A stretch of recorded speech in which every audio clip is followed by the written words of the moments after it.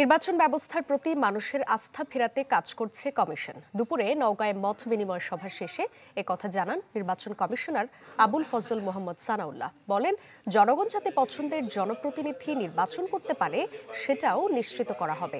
আওয়ামী লীগ ভোটে অংশ নিতে পারবে কিনা এমন প্রশ্নের জবাবে তিনি বলেন, এটি সম্পূর্ণ রাজনৈতিক ঐকমত্যের বিষয়, নির্বাচন কমিশনের বিষয় নয়। এর আগে নিয়ামতপুর উপজেলায় ভোটার তালিকা হালনাগাদ কার্যক্রম পরিদর্শন করেন নির্বাচন কমিশনার আবুল ফজল মোহাম্মদ সানাউল্লাহ।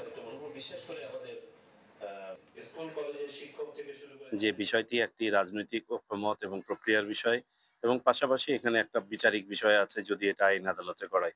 সুতরাং একটা সময়ই বলে দিবে। নির্বাচন কমিশনের বিষয় নয় এটা।